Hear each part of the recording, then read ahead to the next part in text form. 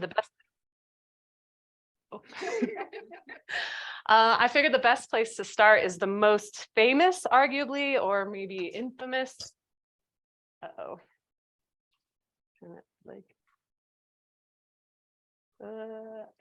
There we go.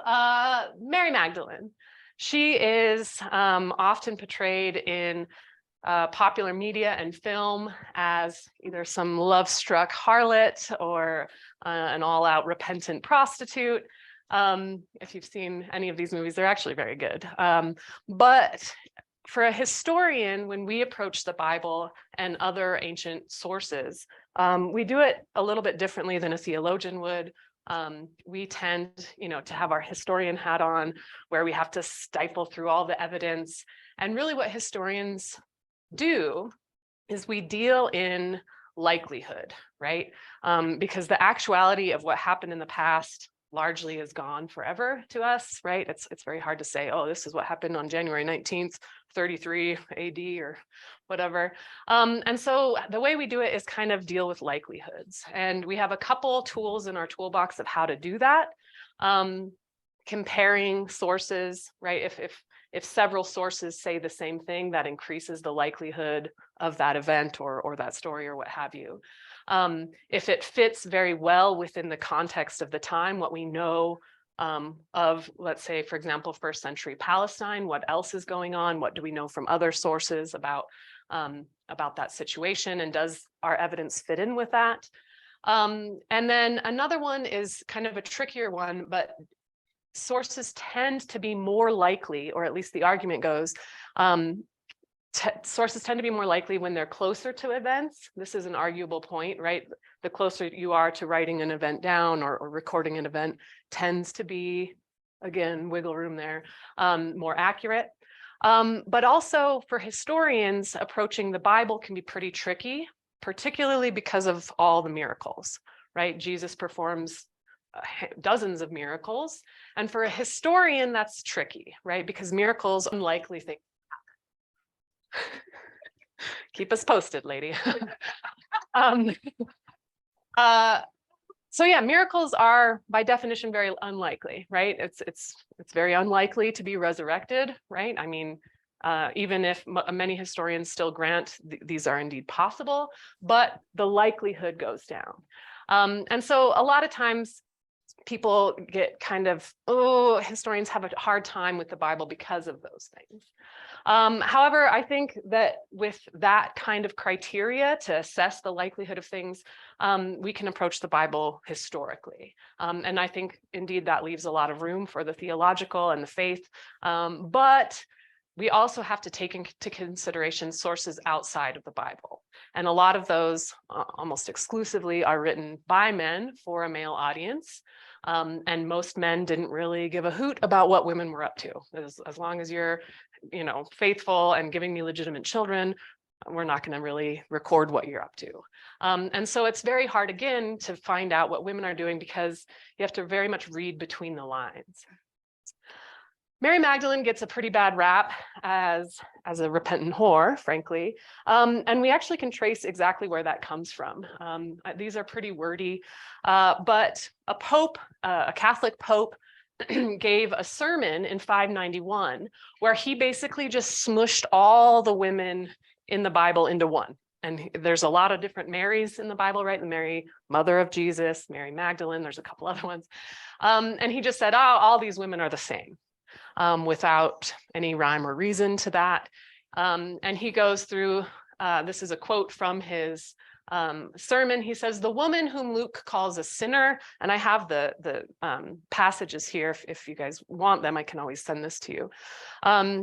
It says, she's using ointment and cleaning his feet with her hair. And he says, I can't believe, he's letting her do that. She's a sinner.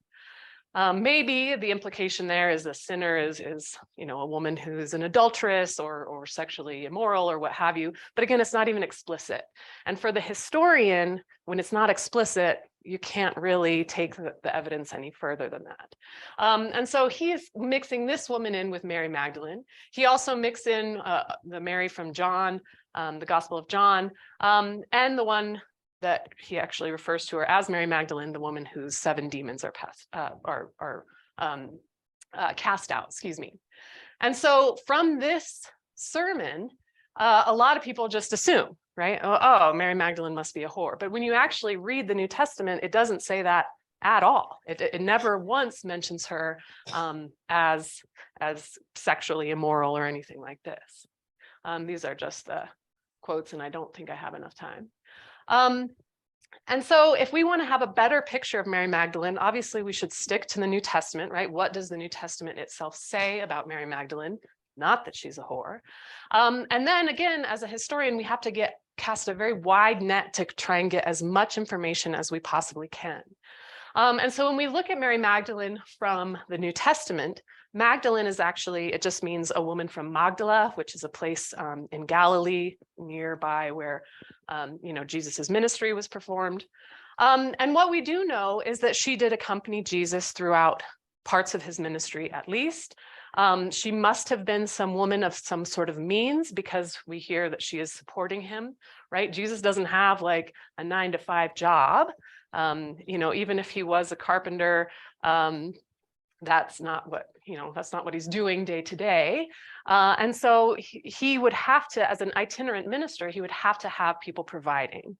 And this would look like, going to someone's home and they would provide dinner, or as we hear, these women probably from their own pockets, supporting him financially, right? Giving him food and a place to stay and that sort of stuff.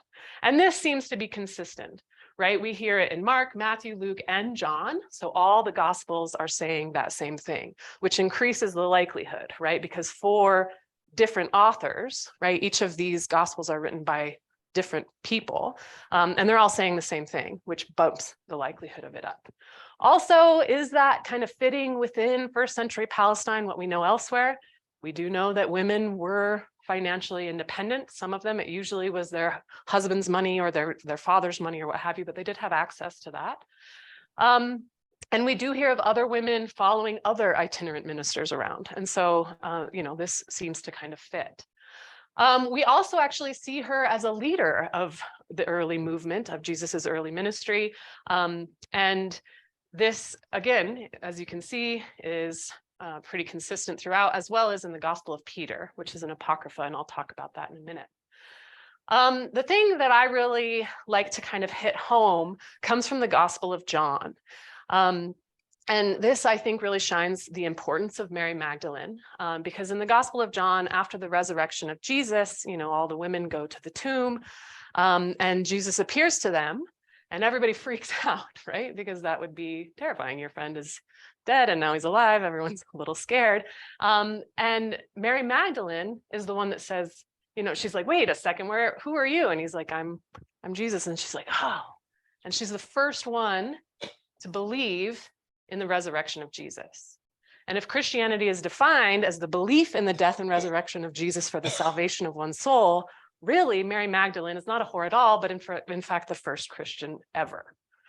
And I think what's going to happen later throughout history is men, we can't necessarily fault them because they're a product of their time, but they want to subdue women, right? They want to kind of knock them down and keep them submissive rather than highlighting this extreme importance. And so this key point, I think, where Mary Magdalene is indeed the first Christian and is going to begin in many ways this early Christian movement, later church fathers kind of want to sweep that under the rug. Indeed, some of this other apocrypha, later sources from the Gospel of John, which as a side note is probably the last of the 4 Gospels to have been written. Later, she is referred to as the apostle to the apostles. In fact, other sources that I'm going to highlight here in a second are going to show that she, among many of these other men and other, friends and followers of Jesus, she actually understands his message almost better than some of the others. And so is very integral to this whole movement. Another little aside, I find it very fun to tell my students, Jesus actually didn't preach Christianity, which is kind of a weird thing to think about, right? Because if Jesus went around and said, hey, my death and resurrection is going to lead you into heaven, everyone would be like, you're crazy. What are you talking about? Right? So Jesus actually didn't preach Christianity. He preached love thy neighbor and turn the other cheek and his message of love. But it's his death and resurrection that really formulates Christianity. Paul is going to have obviously a huge role in that, but I think too Mary Magdalene. Sadly, we don't have anything written by her. We don't have anything written by many women, very little written by any women from the ancient world. Oh, this is her. Oh my gosh, I know. She says to him in Aramaic, Rabboni, which is teacher. Oh my gosh. So Mary Magdalene, not a whore, indeed the first Christian, and integral to this whole movement. When we look elsewhere for evidence about Mary, she pops up quite often in a body of work called Apocrypha. Apocrypha, it comes from the Greek, it means hidden. These are works that were written around the same time as many of the New Testament books. All of the Gospels are earlier than any of the Apocrypha. They're attributed to apostles or disciples even of Jesus. But they're much later, not much later, but a century or even two, which is, when we're dealing with centuries, throwing them around like it's, weeks or something in modern history. But she pops up in Apocrypha quite a bit. There was an amazing archaeological discovery. This happened actually in the same decade as the Dead Sea Scrolls, which you're probably familiar with, that were discovered in 45 and then for a couple years later. Amazing. The Dead Sea Scrolls don't mention Jesus at all, but they were written by a community in first century Palestine that Jesus probably had some affinities with. Another one that kind of gets eclipsed by the Dead Sea Scrolls is another archaeological find in around 1948, 47-ish, something like that. It's called the Nag Hammadi Library. And the Nag Hammadi Library is a collection of a bunch of books written by at least people who claim to be apostles or disciples, but they have kind of a lot of them have like a little different spin. It's not an Orthodox or maybe Catholic view of Jesus or any of these ideas, this whole story. A lot of it is Gnostic, which has kind of a funkier flavor of Christianity. But in the Nag Hammadi Library, there's a whole bunch of these, and I'm not going to spend too much time talking about them. But these ones in bold are the titles of these different apocryphal works. And Mary Magdalene features pretty prominently, again, as this leader in this early church movement. The dialogue of the Savior, she's the only woman named. There are other women present, but it just says Mary and these other women. So that, again, singles her out. We hear Jesus says to her, "You make clear the abundance of the revealer." And she uttered this as a woman who had understood completely. Again, this notion that Mary Magdalene somehow has this very intimate understanding of Jesus's message. And as a woman, again, that's a little bit unique, I suppose. The Sophia of Jesus Christ, the wisdom of Jesus Christ, she, again, is given particular teachings by Jesus, these sort of like higher level teachings that are reserved for sort of his closest and most devoted attendants. And she actually starts preaching his gospel as well. So she starts taking this role as a leader in this church or in this early Christian community. A couple more, the Gospel of Philip talks quite a bit about Mary as well. She always walked with the Lord and as his companion. Jesus loved her more than all the disciples and used to kiss her often. Not any kind of inappropriate kissing. Kissing, especially for early Christians, was just a sign of respect and brotherhood amongst people. So, men and women would just kiss each other on their way into each other's homes or, after they share a meal, that sort of thing. So it's not any kind of, what we'd previously talked about Mary's behavior. Pistis Sophia, again, she's preeminent.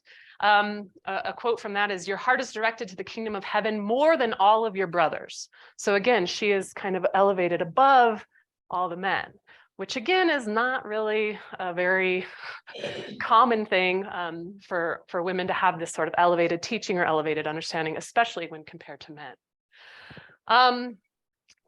Throughout the Pistis Sophia, Mary Magdalene is seen as this sort of spiritual leader, that she, again, has this sort of transcendent understanding. And again, when we are historians and we use our historical hat and trying to assess the likelihood of these events, it becomes pretty problematic.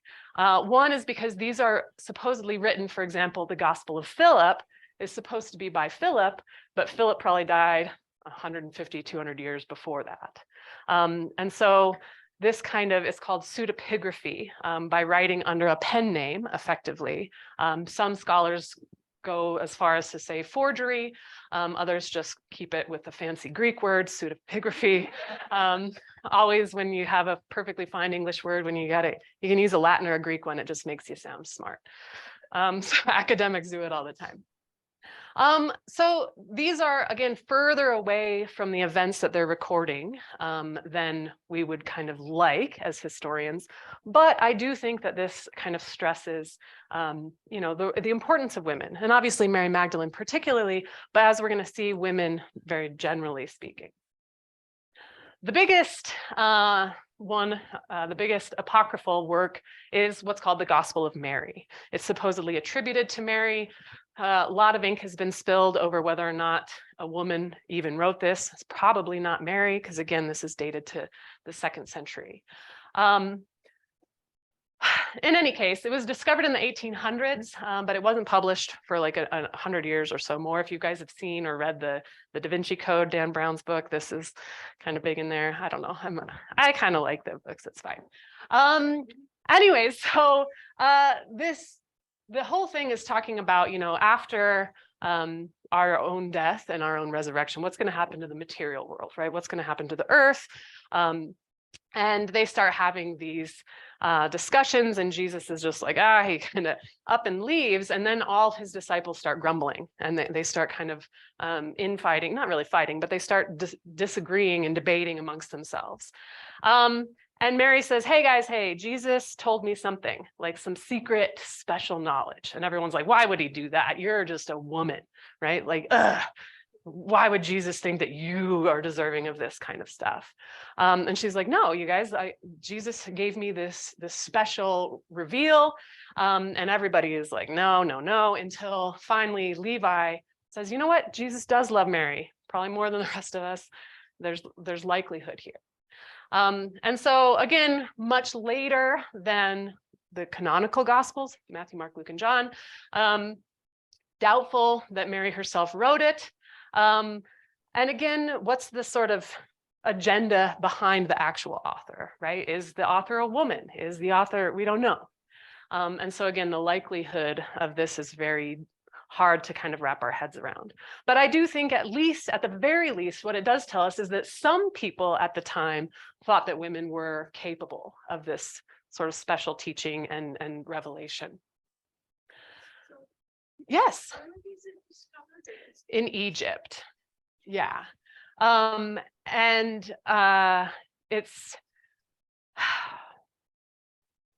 I am not remembering the place. It was actually buried with a monk. They found it wasn't like a tomb, but a monk was buried with, I think, like 5 or 6 leather-bound codices books.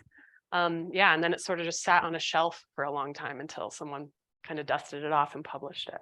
There's actually quite a few sort of stories like this where things kind of are found in some monastery, and then they're like, oh, this seems relevant, and then they finally publish it. That's up for some serious debate. The earliest date that you ever see for this is about 150 AD, which is an outlier. Most people think it's probably about 200. Yeah. Thank you. Sure. And so Mary Magdalene, I think, gives us a good sort of window into women and the misconceptions of women's roles and how they are contributing to this early Christian movement. I think recently scholarship, and I say recently, probably the last, I say 20 years, even I'd say go back 30, maybe 40 years now, far more female historians have entered the field. And with that, we start to see people being more interested in women's history, kind of case in point for my career. And so we start to kind of go back through all the evidence that people have had access to, right? The New Testament itself. But we start, again, reading between the lines, right? Looking and comparing and trying to see, like, unveil what women have been up to. And now it's kind of a bustling field, and we're starting to see that actually women played probably one of the more integral roles in the spread, particularly the spread of early Christianity. Again, the numbers, I think, in my mind, are sort of baffling, because if I'm generous, let's say Jesus had 100 friends, right? 100 followers. That seems, I don't know, maybe a lot, maybe not enough. Even if we go 200, there's like 2 billion Christians on the planet today. So to go from 200 to 2 billion in 2,000 years seems like a lot. But when you crunch the numbers, that's a growth of about 40% a decade, which is a lot. And how the heck did that happen, right? One of the things that I find just so kind of crazy is because Jesus is a contemporary with Augustus Caesar, the first emperor of Rome, right? The richest, most powerful, most influential man on the planet, probably ever. That's a big call. But at the time, certainly. He was a pagan, right? He believed in Mars and Jupiter, and, you know, spreads his religion with statues and money and propaganda.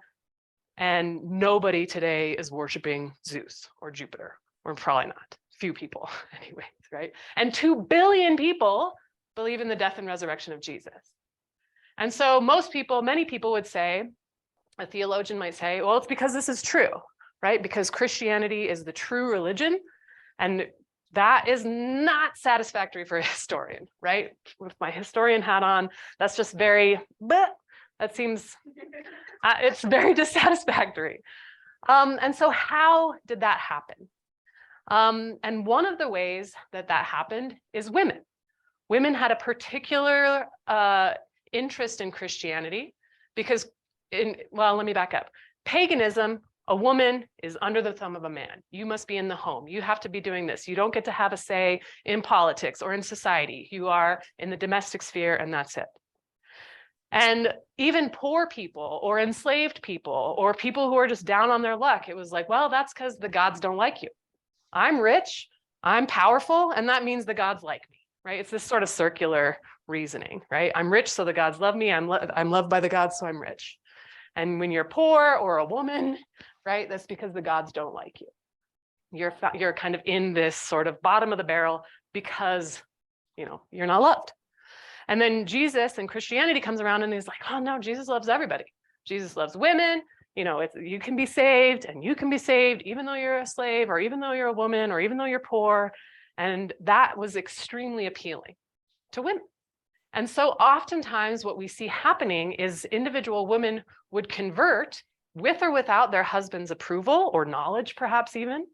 But then the children that they raise in their home, they would raise Christian. And so that is actually one of the greatest mechanisms of this exponential growth of Christianity is what's happening in the homes. And so we actually hear of a lot of women who are married to pagan men, right? Emperor Constantine is a very famous example of this, who legalizes Christianity. He's the first emperor to convert to Christianity. This is like 300 years after the death of Jesus. His mom was a Christian. His dad, pagan, right? And so that's kind of one of the main mechanisms of this growth, and it's coming oftentimes from women in the home. Excuse me.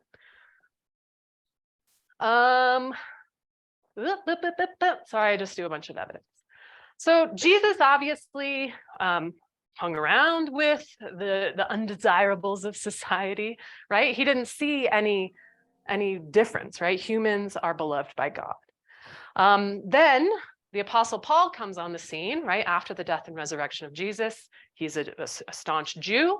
He converts to Christianity. And through Paul's kind of reasoning, he had to kind of make sense of the significance of Jesus's death and resurrection, right? How could the Son or God, you know, suffer in this way? It must mean something. And actually, when you go through the letters of Paul, he's really the one that transforms, in many ways, the religion that Jesus preached, love thy neighbor and that sort of thing, into a religion about Jesus, which are two different things. And one of the things that Paul does is he actually continues the view of women that Jesus had, right? He has them in his sort of entourage. He goes to their homes. He has them, he mentions many of them by name. And he says, that there's even women whom he is sort of fraternizing with who were teaching him about Christianity. There's actually stories about Jesus being taught by women. The one where, he says, you wouldn't even feed these crumbs to the dogs, right? The woman at the table, and she says, everybody ought to get this message, right? It's a parable that not just not just Jews should have this message, but everybody. And Jesus is like, oh yeah, that's actually a good idea there, lady. Same with Paul, is that there were these women who he mentioned specifically. She was a leader in Christ before even I. And he doesn't actually see, he says specifically, there's no slave, there's no free, there's no man, there's no woman. We are all one in Christ.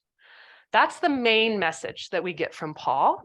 I'm sorry, I should just make sure I'm not going crazy over time. And again, here's several of them. I ask you to receive her in the Lord in a way worthy of his people and give her any help she may need for you, for she has been a benefactor of many people, including me. These women who are helping Paul spread his message. We see later, this is all just examples. Again, we are using this woman's house to have meetings for Christians, right? In the early days of Paul, there are no churches. Right? He's literally just like setting up little kiosks in all of his little towns and saying, hey, you guys want to hear the message of God? And people are like, oh yeah. And once he has a sufficient sort of size, a community to spread the message, then he ups and goes and sets up a little kiosk and, rinse and repeat. And so a lot of what's happening is in women's homes or people's homes. And so again, this role of women and the use of their homes to spread this message. We start to see a problem,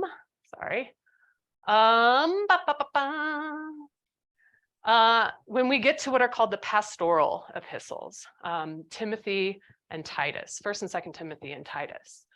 These are problematic when we look at Paul's earlier messages of women, right? Women have been integral in helping me formulate my views of Christianity and spread the Christian message. But then we see passages like this: a woman should learn quietness and full submission. Okay, fine, great. That sounds pretty standard of the day. Right? But it doesn't seem like what Paul has been saying the rest of the time, right? Where there's no men, there's no women, there's no poor, there's no rich. I do not permit a woman to teach or assume authority over a man, even though just before in other letters, he's like, oh, she was, teaching me stuff. And I think that she was great or whatever. I was going to go into Genesis, but I might do that. Right? And a lot of it is pointing back to Genesis and Eve, right? Obviously, women are the root of all evil. And so that's kind of the support that they have for this. So this is problematic. The other one, where's the other one? I might not have it. The other one is that, you must wear a veil, which again is pretty standard for the time. And so how do historians deal with this? Well, this is a very problematic passage. In fact, Timothy, 1st and 2nd Timothy and Titus are problematic letters generally for Paul. And again, as historians, when we look at our likelihood and we kind of funnel these works through that criteria that I mentioned, right? Where does it agree with things, other sources elsewhere? Does it agree with what we know of the context of the time? And the hardest one to get across is, does it confirm a theological bias? And things that confirm a theological bias, it doesn't necessarily mean it's not true or it is true, but it doesn't increase the likelihood of it being true. The best example I have of that is the baptism of Jesus, right? Everybody says, all the gospels say he was baptized by John the Baptist. There's actually extra biblical sources, Josephus, for example, who's a He's a Jewish writer, but he's becomes a Roman. He talks about the baptism of Jesus by John the Baptist. And so it's multiply attested almost everywhere. It's also pretty stock standard of first century Palestine. We hear of John the Baptist doing it. We hear about what's called apocalypticism, right? Hear thee, the end is nigh kind of idea. And people repenting and being washed in the River Jordan. We hear this elsewhere. So it fits with what we know from the context elsewhere. And the likelihood of Jesus's baptism actually increases because it doesn't confirm a theological bias. Because it's actually kind of weird if you think about it, if Jesus has to go to John the Baptist to get baptized, right? That sort of presubsumes, what? That's not a word at all, excuse me. That presupposes and assumes, I was mix those up, sorry. That presupposes that John the Baptist somehow has spiritual authority over Jesus, right? Because you don't just go to the neighbor kid for a baptism, right? You have to go to some sort of spiritual authority. And so because that goes against what you would think their theological agenda would be, right? It's showing that Jesus is the most, spiritually authoritative. And so that's what I mean by this historical criteria. And so when we run this and other pastoral epistles of Paul, mouthful, we start to run into some problems. And so on the basis of a whole bunch of different stuff, criteria such as that, the other problem with this in terms of fitting within first century Palestine is they're talking about churches, right? In the other passage that I thought I had here and I don't, right, women must wear head covers in church. But in Paul's day, in kind of 50 or so AD, there are no churches. He just had told us that people were meeting in this woman's home. That's the church. And so this is talking about stuff that happens later after probably Paul's death. And so when you're talking about church and deacons and sort of a church hierarchy, that doesn't actually fit in with what we know of the time. There's also some super fancy stuff when you look at sort of stylistically and the vocabulary that you use. You go back to the Greek. It's sort of like comparing Dan Brown with like Shakespeare or something. That's a wild example, but to kind of hit the point home. And when you look at the pastoral epistles, the syntax is a little bit different. The vocabulary is a little bit different. And scholars still are debating this. But I would say most scholars today think that Titus, Timothy, 1st and 2nd Timothy and Titus were not actually written by Paul himself. They were written a little bit later and then attributed to Paul in order to boost its readership, right? If I want to write something and I'm like, no one's going to read Kristin's pamphlet. But if I'm like, I'm Shakespeare, people are going to read it. And so that is how many scholars today, again, scholars can kind of deal with this, where we're like, wait a second, this actually doesn't add up with what we know of Paul's view of women elsewhere. It's probably, again, historically speaking, because that wasn't written by Paul. So the last thing that I wanted to show you, is this one, is another apocryphal work. It's called the Acts of Paul and Thecla. I think you ladies were reading it. Many scholars, and I'm not sure where I land on this, but some scholars think that in fact Timothy and Titus were written in response to this. Because Thecla she's a friend of Paul, and she starts following him on his mission, and then all kinds of crazy stuff happens, and then she ends up in a tank of like man-eating seals. And I was like, when I first read the translation, I was like, that has got to be wrong. It's got to be like sharks or something. And I went back, and indeed it is man-eating seals, which like in Asia, in Turkey, are there man-eating? I don't know. Anyways, but she is like almost this like feminist, right? She baptizes herself and she like, lightning strikes the seals. It's just a very kind of over the top story. I highly recommend it. It makes for entertaining reading in any case. But she starts dressing up like a man and preaching the message of Jesus. And I think some scholars have made the argument, again, I don't know where I land, that people were like, oh no, we can't have these women wearing men's clothing and having some sort of role in the church. And so we need to kind of reaffirm the male dominance, which again is just how society worked at the time, right? It's not anything about Christianity or any of these early church leaders. It's that, that sort of patriarchal society is a very hard thing to overcome. But in any case, the Acts of Paul and Thecla are great. I want to here's a couple quotes that I sort of cherry picked, as good historians do not do. But this really just shows, the message of Jesus about everybody is one under Jesus and through God's eyes and this sort of thing. They're just still such a product of their time. And this male misogyny and the desire to keep the status quo, right? I mean, it works great. We know we can ensure the legitimacy of our children as long as our wives are locked away, right? They're not going to be, I'm not going to have some, baby from the milkman or something like this if they're in the home. And so you can see the impetus for that. But many of these become very standard, and especially within the Catholic Church. Many of these are fathers of the Catholic Church, and they promote this sort of subordinate position of women. And a lot of it, again, goes back to Eve, which I have a bone to pick about that. But anyways, every woman should be filled with shame by the thought that she is a woman. Every time I read this, I'm just like, this is rich. Another one, men should not sit and listen to a woman, even if she says admirable things. Even if they say saintly things, it's of little consequence since it came from the mouth of a woman, right? We have now come so far from Jesus saying, look I have these female companions, apostles, maybe even if you want to go that far, Paul too, we're all one in Christ, to this. So it is, they have got a long hill, a big hill to climb to get past the misogyny.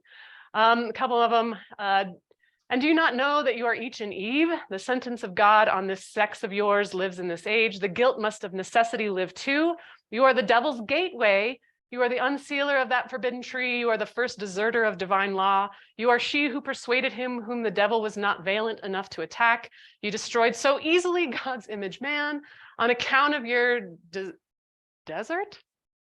That is death. Even the Son of God had to die. So now even Jesus's death is now being blamed squarely on women, right? Another guy says, God maintained the order of each sex by dividing the business of life into two parts. The more necessary and beneficial aspects to the men and the less important stuff to women. I mean, it's funny now, but this is also very... yeah. And then obviously women is the root of all evil. Actually, I have more from Augustine, but I won't read those out.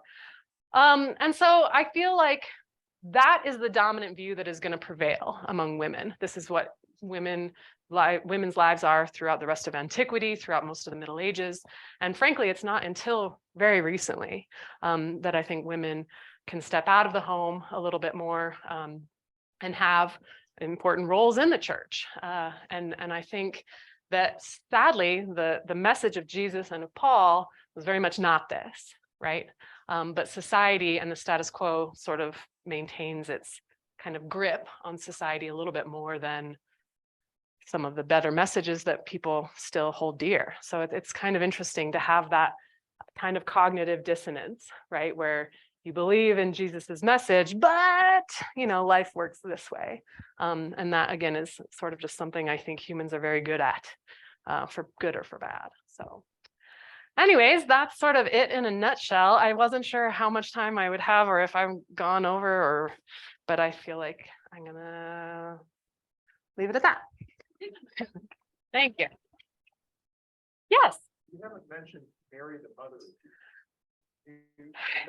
Mary the Mother, Jesus, we see statues of her all over. He's asking about the role of Mary the Mother.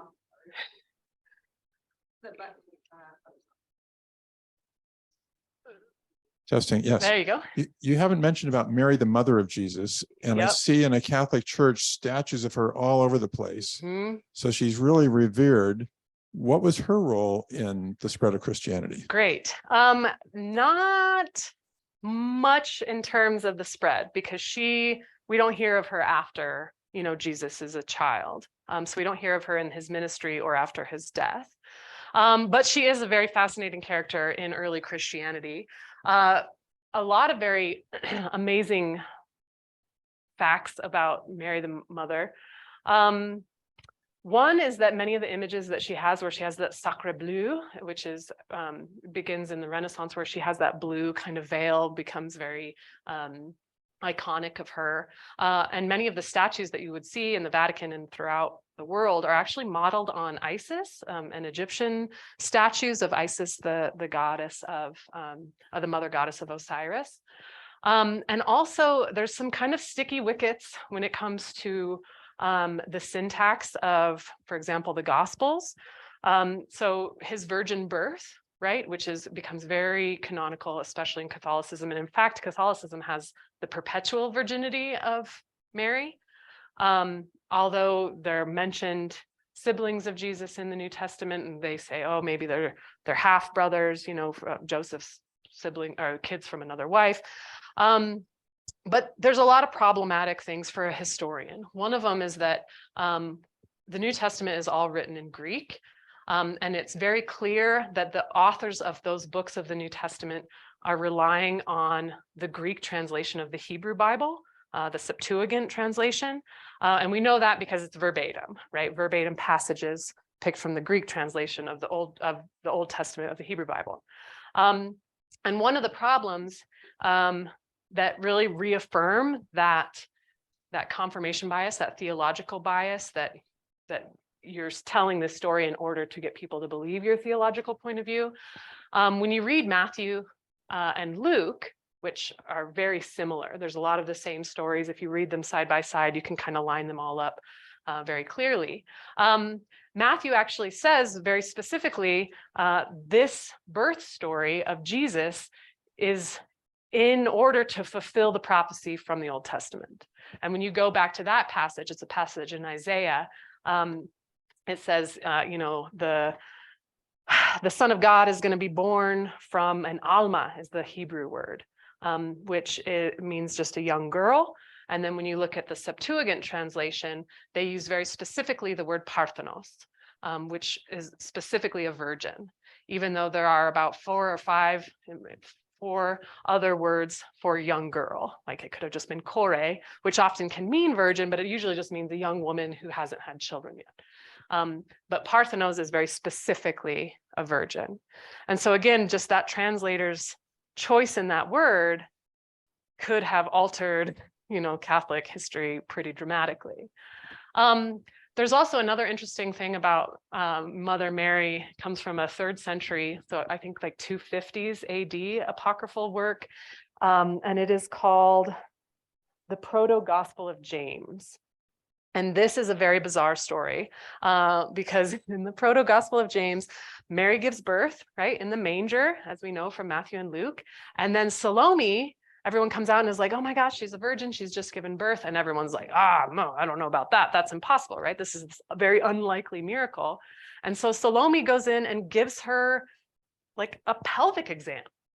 And it is like, oh, yep, she is intact still. Thereby reasserting that she actually was a virgin by like physical evidence, right? Again, most people are like, that's cuckoo bird, right? It just seems very unlikely. It is written later. There's a very clear theological agenda there to demonstrate her perpetual virginity. And so I don't know what you want to do with that, but you should read it. It's very awkward. But yeah, so I think she's very obviously extremely important. Historians are very much on the fence about her virginity, right? The unlikeliness of that happening.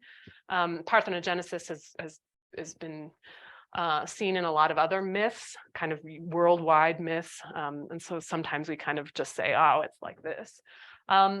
But in terms of kind of the spread of early Christianity and the view of women, she sort of is kind of on this pedestal, I think. And because she dies, presumably, we just don't hear of her after, during Jesus's ministry. So I kind of left her out, but you should read it. Proto-Gospel of James. It's fascinating. Thank you. Yeah, of course. Thank you. I'd like to say something about the spreading of Christianity. Turned off again. I think I can hear you. Yeah. Okay. About the spreading of the Christianity through the women. I lived in Kuwait for a couple of years, and not a real good place to be a Christian. Hi.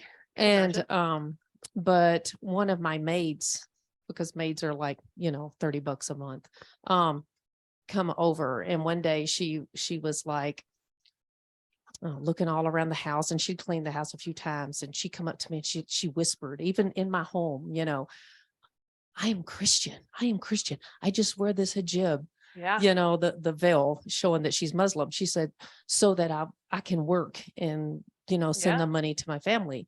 And so, I mean, that is huge. Yeah. For someone in that country to tell you that they're Christian, and then when she left, she was like, I'll make sure I send you another Christian maid, which is another, she was Sri Lankan, and it was going to be another Sri Lankan. And so, I mean, and I had never, it struck me really to the core when she told me that, because she could be sent out of the country. She could be put in prison. Or worse. She could have been beheaded. There's a lot. Yeah. But and I think arguably a lot of women in the Roman Empire, right? Once Christianity had a sufficient movement, there's a lot of martyrdom. And that's another, again, something I didn't get into, but the martyrdom of women is really a huge spreader. You think, what is the death of these people? How is that going to spread it? Yeah. But facing your death Right. valiantly. And the women weren't allowed to work in that country. So we all got together on days of the week to share bread and to play games and stuff. And, we got into several very deep theological discussions, and some of them, we could have been, thrown in jail for some of the things the women were talking about. Sure. I didn't really understand it until it was, Yeah. But again, I'm sure she's probably raising her children Christian and is, Oh, thank you for that. Yeah, great.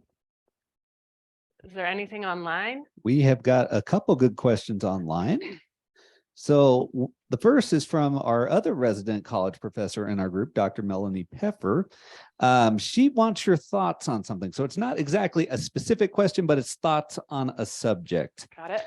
So she met somebody at a Bible study a while ago who said that the anti-woman feel of the church was because women could bear children and men, let me start that over. The anti-woman feel of the church was because women could bear church or bear children. Yeah. Bear children. They were somehow closer to God.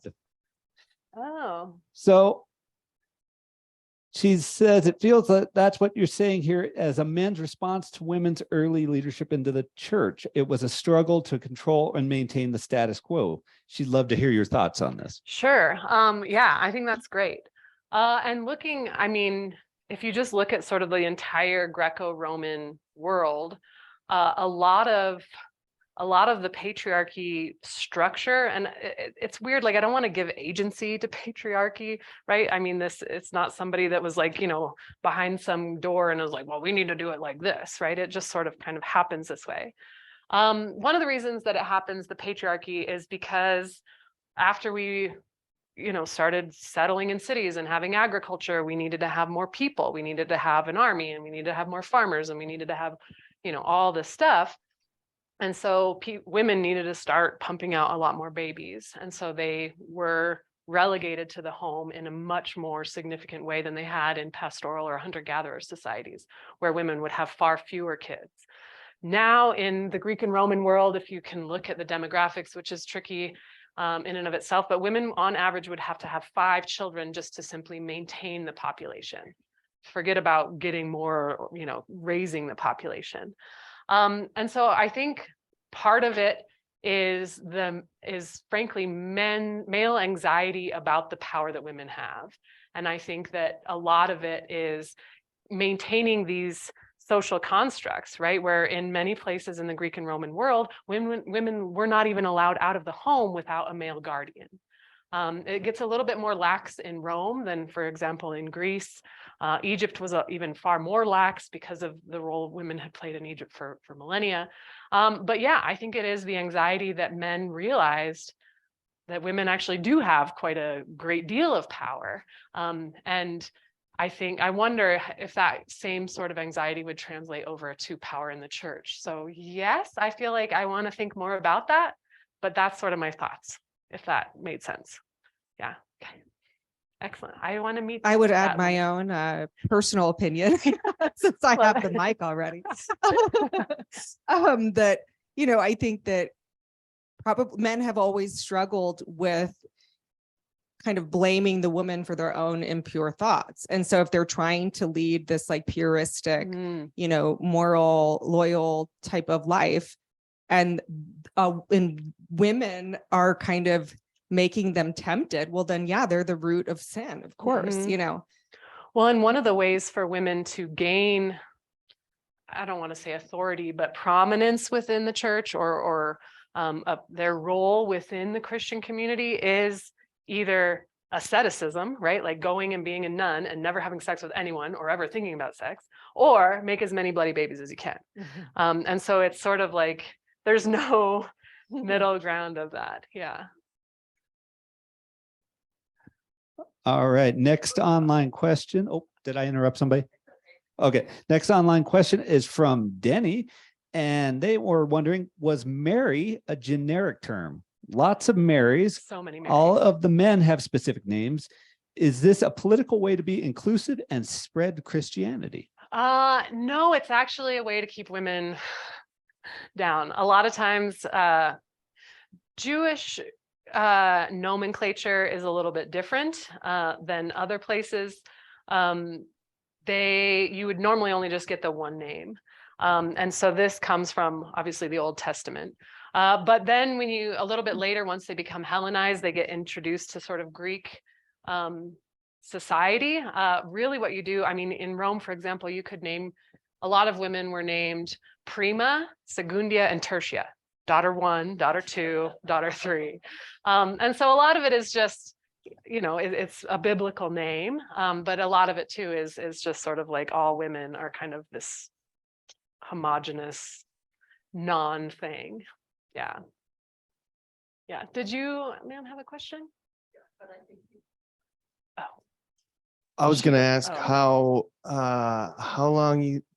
how old do you think the Hail Mary prayer is? In football? No, yeah.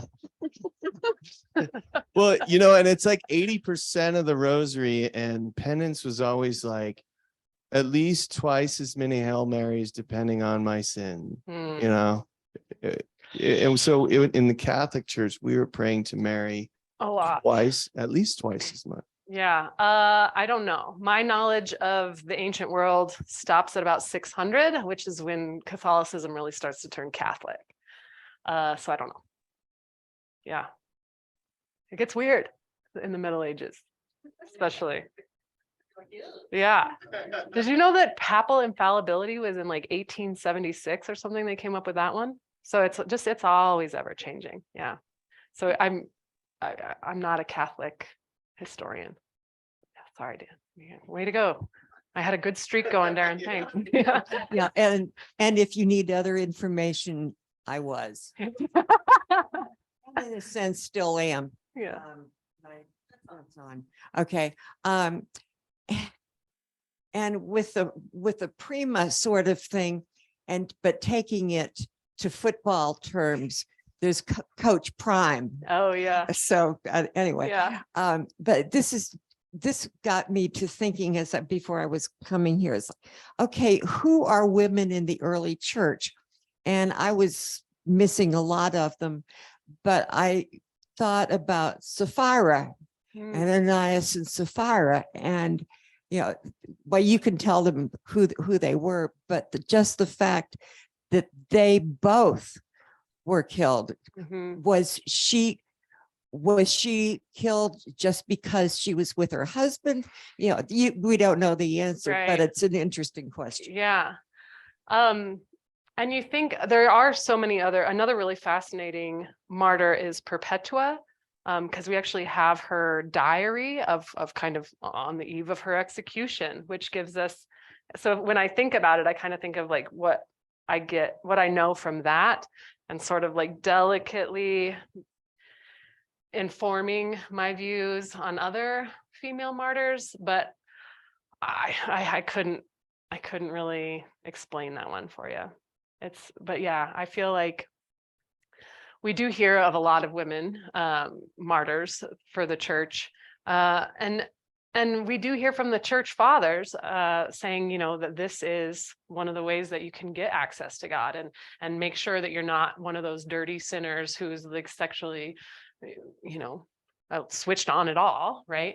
And so I think those are at least the stories we have, right? There's very few stories of just like, oh, I was a good Christian woman and I had a good Christian family and then I died, right? That's just like too boring for any of the male authors to write about. So the ones that we do hear are the sensational, frankly, more entertaining perhaps ones, which kind of is what it is.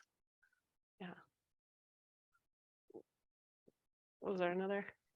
I'll put out a last call for our online folks. And by the way, there were up to 16 participant households involved. So we had a very good online presence from at least 3 states, from what I can tell. Thanks, Mom. While we're waiting to see if there's any more last ones online, I do have a question of my own to ask you. Sure. You mentioned Constantine. Constantine is the one who got Christianity into a single form.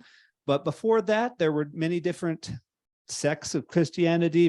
It depended upon the region you lived in and the town sometimes, but they had their own preferred books of the Bible, their own sets of beliefs in some cases. So my question is, were any of these various Christian presences, before they were hammered into one by Constantine, were any of these presences more favorable to women? Were there more open viewpoints that were just forgotten and overruled when Nicaea and Chalcedon and all these councils started taking place? That's an excellent question. Yes. So the kind of the mainstream, non-mainstream Christianities, the earliest probably form of Christianity are the Ebionites, who are very Jewish and maintain Jewish identity. They still do Jewish dietary laws and circumcision, and all, they still are Jewish, and then sort of like add a bit of Christianity, right? Just sort of add Jesus. And then there's the Marcionites, who kind of turn the other way and they deny Jewish practices. They're like, we don't, you know, the Old Testament is the Old Testament, and in fact they kind of were deists, where they believed in 2 gods. There's the evil God of the Old Testament, and then there's the friendly God and the compassionate God of the New Testament, which sometimes we even still sort of talk like that. And so they turned away from Judaism and then embraced Christianity. But the one that I think women had a more essential role in was that weird one that I was talking about. It's called Gnosticism. And Gnosticism is really an umbrella term for a bunch of various belief systems. Gnosis means knowledge. And if I can just kind of break it down really quick, one of the views that we have of Gnosticism, most of what we do know comes from Nag Hammadi. But basically there's this, it's called the pleroma, which is sort of like the divine realm. And the way that our existence came to be, one of these, if you lose me, it's okay. It's called an aeon, which is a divine being, removes itself from the pleroma and has kind of a consort outside of the divine realm, which means it's tainted and funky. But this is a female one. Her name is Sophia. And then she gives birth to basically the material world. But then it's like this shadowy, physical, gross representation of the divine realm, right? And so we now have these sparks of Sophia inside of us, which make us animate, but our sort of meat sacks of our bodies are these tainted, gross, dirty things that we need to escape from. And because of that, your sex, your gender, or whatever, for Gnostics was sort of like, it doesn't matter. It's just your meat sack and nobody cares. And so women actually had a pretty prominent role in Gnosticism. But again, it's one of the lesser known and more kind of foo-foo versions of it. But yeah, so yeah, Gnosticism would be my short answer. Yeah.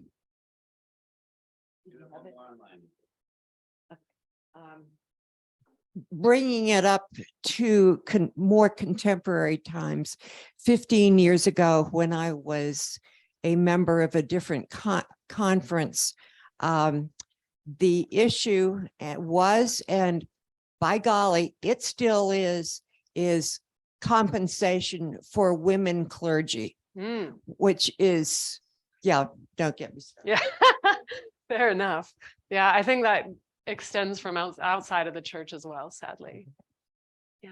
So I think this will probably be our last Great. question of the evening, but I'll just That's put it out amazing. there. If there are any questions that come up later, because some of us are post processors and we'll have deep thoughts and wake up in the middle of the night with troubling things to ponder. So You can if also this email is me too, somewhere that, here. I was going to say, if this is you, you could email myself or Pastor Leslie and we can pass it on to Dr. Heineman and she can get you an answer and her perspective. Maybe. All right. So the last question is from my sister-in-law, actually, Catherine Babb from New Haven, Connecticut. Wow. She asks, I'm interested to know what Dr. Heineman's thoughts on how women in scripture and their role in the church historically now impacts what women's role should be today. How do we integrate rather than appropriate women's current influence and role in Christianity? Whoa. That's a good one to end on. Yeah, and very well crafted. I think there's been movement towards it. Again, I'm not trying to knock on the Catholic Church, but the Catholic Church has been very slow to change, right? And are still adhering to the Timothy and the Titus. And frankly, I don't know what it would take to get them to budge on that one. So sadly, I feel like that's kind of they have their direction and they're sticking with it. I think in more Protestant denominations, you do see many women with very prominent leadership roles. How to kind of capitalize on that? I mean, I feel like that's a sticky wicket, right? This is sort of where I feel like women, not just in the church, but in society generally, kind of find themselves kind of up against the wall with some of it. Great. The last question is one I don't even have a good answer to. I feel like just education, right? And education for young girls in the church that show that you can have a leadership role, having women who have very prominent leadership roles to show other young women that it can be done.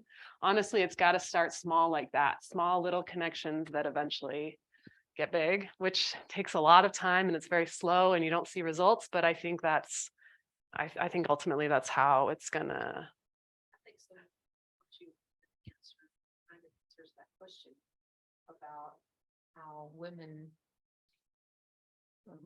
Some of what you've already answered, I think, answers that question about how women spread Christianity through their families. Sure. And mothers will spread that to their children. Yeah. Just like having some idea where and the way that I grew up too is because it's not just the Catholic Church that does that. It's the evangelical, like that evangelical of every word in the Bible is true. And with that Timothy passage is true. Like, you women don't talk in church. Like, I saw a picture just the other day of like all these guys sitting around and it was like, ooh, the next deacon board of our church, like, because they were younger guys, you know, and it's like, you don't give women positions of power in a church in a lot of those places. And I really like, you know, looking at this from a historical lens and looking at the way that, you know, I mean, it's going to be, it's especially in those really hard evangelical denominations, you know, it would be like you're going against the grain, you know, but like to talk about some of this historical and think on that and educate people, like you said, you might be thrown out of the evangelical church, but then you can come here. Like I did.